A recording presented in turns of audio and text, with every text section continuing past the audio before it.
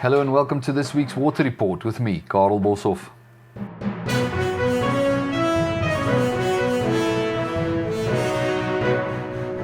Hello and welcome back to this week's Water Report. I'm coming to you here from our offices at 38 Victoria Road, Newcastle, trying to gather all the information to give to you regarding Newcastle's water quality and the reticulation system and anything that might surround that. So this week wasn't as busy for the municipality as last week with shorter headlines. On Friday, the 16th of January, Maradeni had water supply issues with low pressure.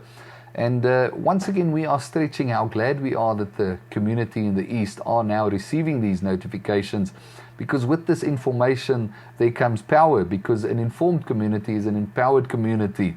So we are, and well, Newcastle East is a massive part of Newcastle's population. So it's good to know that they are being informed. Now with Monday, the 19th of January, came a whole new problem for Newcastle West, with Signal Hill Reservoir having a massive leak on a main feed line, which needed immediate attention. And that left parts of Newcastle, mentioning Signal Hill, Avery Hill, parts of Pioneer Park and parts of Hutton Heights without water or low pressure. With us being in Victoria Road and Hutton Heights, it's good to know that if you are out of water, you can come fetch water here. We have a massive backup supply to make sure we can keep up the demand in these times. Mostly for drinking, as we focus on good, healthy drinking water, but whatever the need may be, we will have water for you. Then going over to some good news, the mining proposal has been rejected. After a long 18-month fight, the mining proposal for open cast mining that could have plagued Newcastle has been won by Mr. Vaughan Southey and his team up the road here from us, Southey Incorporated, which is fantastic news for our environmental and more specifically for us, the raw water supply for Newcastle.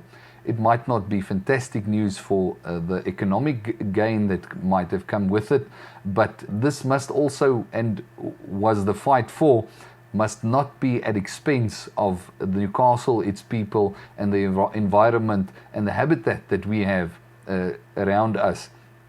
I spoke to Mr. Southey himself, and he said they have appealed, but this is now against National Forestry, as I understand it, and this is a much, much harder fight for the mining industry to actually win, so they are definitely on the front foot on that. And if the mining industry also does manage to pull through, it will have much, much more stringent parameters, I'd say, to keep to, or laws to abide, to make sure that they are in fact looking after the environment and the raw water sources and anything around that, should any appeals be won. So we are glad about that, because bad mining practices have been plaguing South Africa with quick in and out, money-hungry people, and we appreciate and salute the Southey team up the road for their hard work the last 18 months. Now further on in Escort, which is also in northern KZN, not too far from here, there was a dispute, a financial legal dispute between the uThukela District Municipality and the Inkosi Langalile Batle local municipality, which almost resulted in disconnection of critical electricity supply feeding water reticulation infrastructure, which could have left the Escort community without water. Luckily, with High Court intervention, this was opposed, and Escort can breathe a sigh of relief for not sitting without water in a situation like this. But this also highlights, with our neighbours not too far from us, how critical the water supply issue is getting in South Africa, and how crucial it is for more people to have an independent water supply to supply them and their families. So water independence is not just a nice to have anymore, it's beginning to be a necessity. We don't do boreholes exactly ourselves, but we walk alongside people drilling boreholes and also doing borehole pumps and so on. even in difficult areas doing solar borehole pumps. So we can definitely put you in contact with them.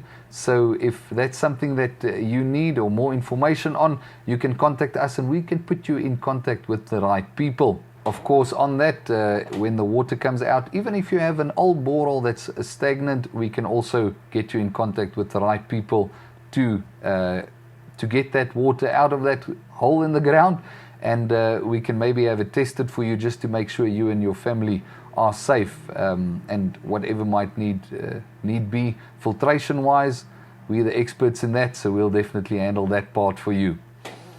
So what Integrity Pure has been busy with, we've been quite busy again with domestic water supply systems, these small drinking water systems in people's homes. The technicians have been running around installing those.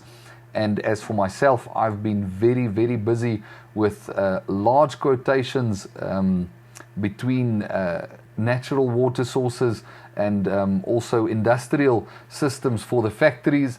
And currently I'm busy with a rather big quotation for a clinic in KwaZulu-Natal, which has a borehole which needs to supply this this health facility.